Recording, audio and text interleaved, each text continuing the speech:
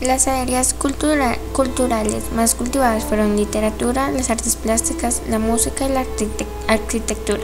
Las ciudades más importantes de este periodo son Sevilla, por recibir las riquezas coloniales y a los comerciantes y banqueros europeos más importantes, junto con la delincuencia internacional. Madrid, como sede de la corte, Toledo, Valencia y Zaragoza.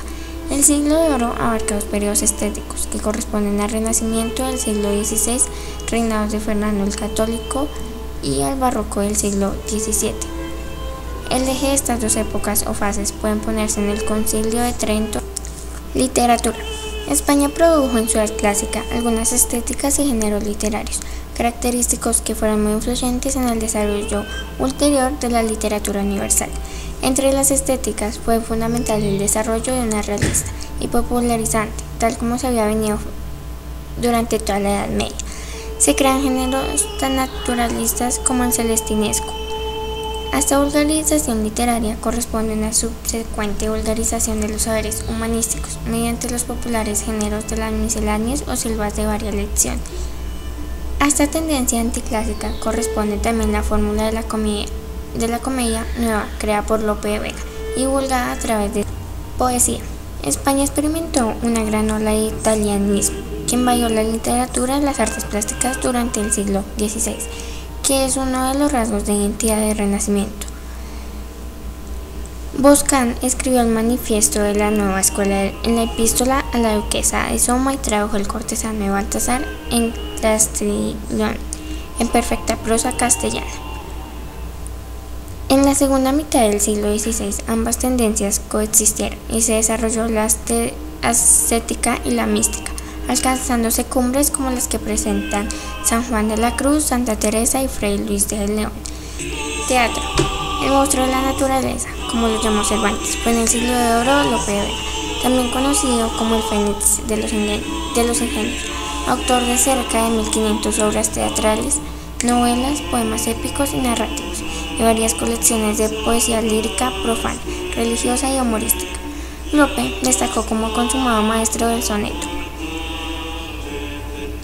Junto a él destacan sus discípulos Guillén de Castro, que prescinde del personaje cómico del gracioso y elabora grandes dramas caballerescos sobre el honor, junto a comedias de infelicidad conyugal o tragedias en las que se trata del tarinicidio. Filosofía.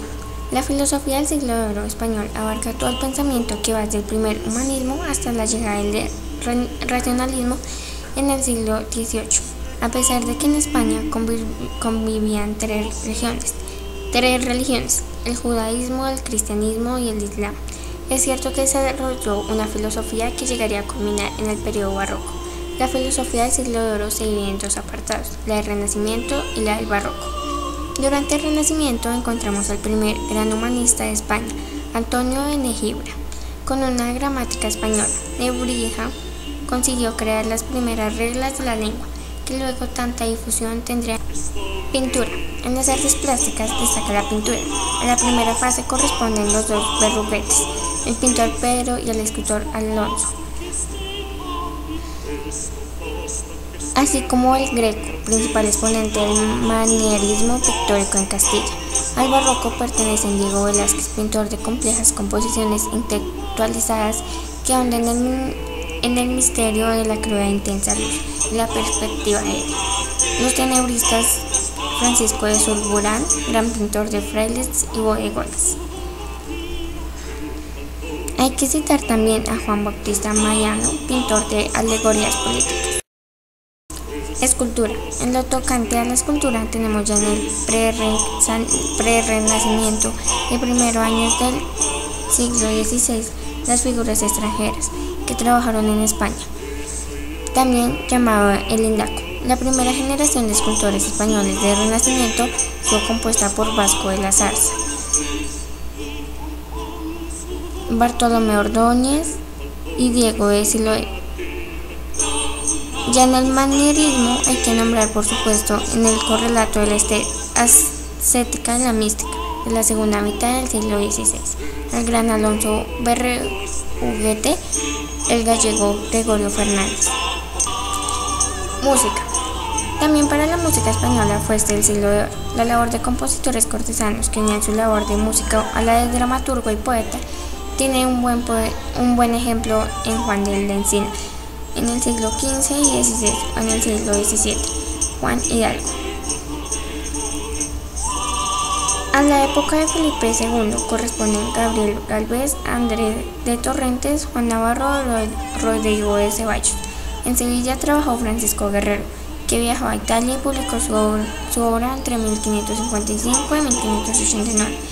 Pero más importante aún fue la labor de compositores y organistas, que partiendo de la arquitectura.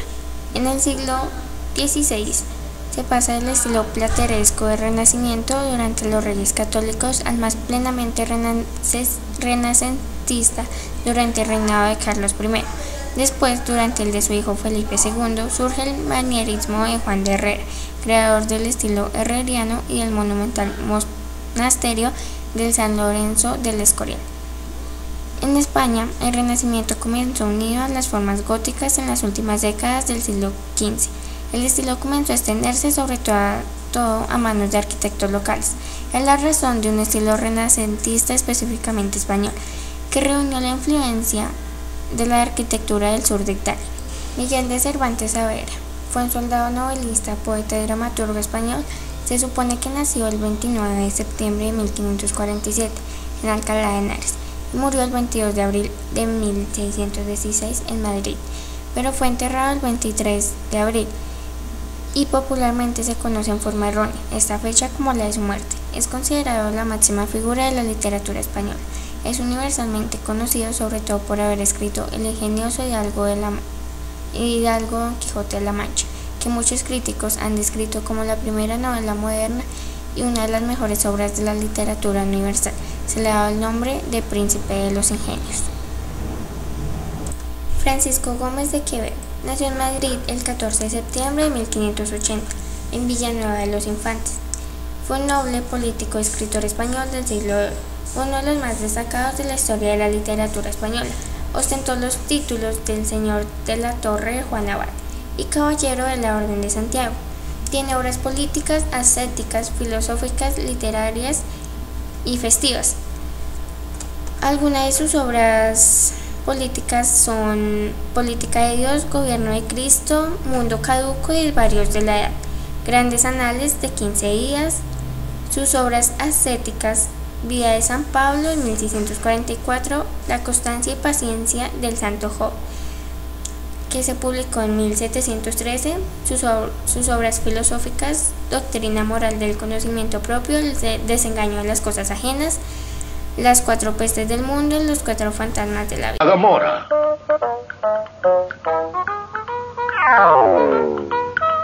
Y yo soy un hidalgo, señorita.